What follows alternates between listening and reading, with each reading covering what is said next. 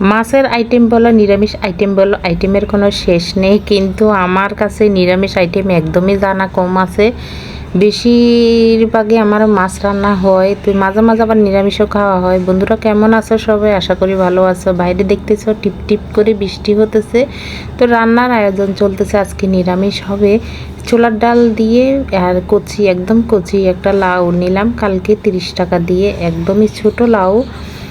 তো এটা দিয়ে আজকে ছোলার ডালটা রান্না করব। আর লাল শাক নিয়ে নিলাম আর খোসা, লাউর খোসাটা ভাজি করব। তো যেহেতু আজকে আমার নিরামিষ, তো সেজন্য সব কিছুই পেঁয়াজ রসুন ছাড়া হবে।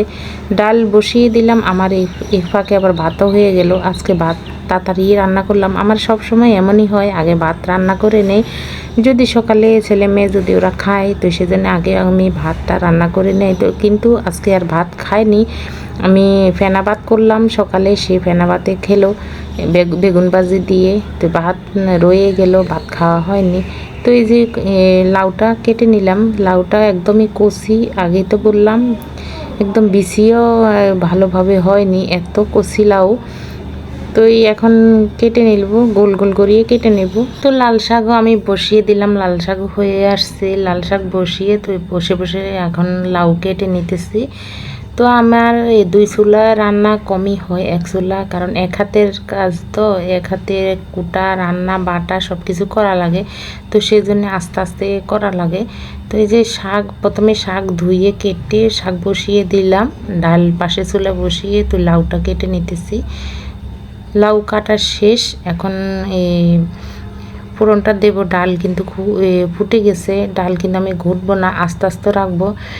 অনেক আগে ডালটা ফুটে গেছে, গলিয়েও আসছে। তো এখন গোটা জিরা দিয়ে দিলাম আর দিলাম তেজপাতা।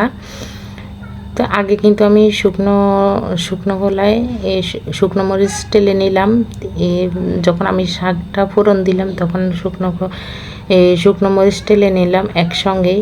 তো আজকে কাঁচা লঙ্কা ছিল না, তো শুকনো লঙ্কা দিয়ে সব তরকারি রান্না করব, গুঁড়ো লঙ্কাও কেন ব্যবহার করব না, যেহেতু আদা আর জিরা বাটা দিয়ে দিলাম, আর দিয়ে দিলাম এখানে পরিমাণ মতন লবণ দিয়ে দিলাম পরিমাণ মতন। এখন পরিমাণ মতন হলুদ দিয়ে দেব। তো আমি ডালের ভিতরে কোনো লবণ হলুদ কিছুই ব্যবহার করিনি। তো এখানে লাউর ভিতরে সব দিয়ে তো একসঙ্গে ফোড়নটা দেব। তো শুকনো লঙ্কা আগে বললাম না, টেলে রেখে দিলাম, তো সেটা একটু ভেঙে ভেঙে দিতেছি, যেহেতু ঝাল ঝাল হয়। তো এই ঝাল ঝাল হবেও না এত বেশি। শুকনো লঙ্কাগুলো বড় বড় একদম মোটা, তো এই শুকনো লঙ্কা কিন্তু ঝাল হয় না। তো আমার কাছে কিন্তু এই শুকনো লঙ্কা কমই ভালো লাগে, আমার কাছে একটু ঝাল ঝাল শুকনো লঙ্কাগুলিও ভালো লাগে। তো এখন দেখতে পারলে একদম লাউ সিদ্ধ হয়ে আসছে, 90% সিদ্ধ হয়ে আসছে। এখন ডাল দিয়ে দিতেছি। তো বাস কিছুক্ষণ একটু বলক আসলে আমি তুলে নেব।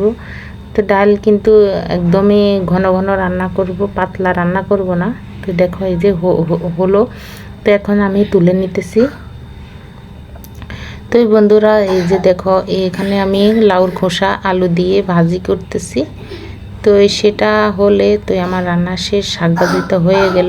তো আমার বন্ধুরা, আমার আজকের রেসিপি কেমন লাগলো অবশ্যই জানাবে, ভালো লাগলে লাইক কমেন্ট শেয়ার করবে। টাটা।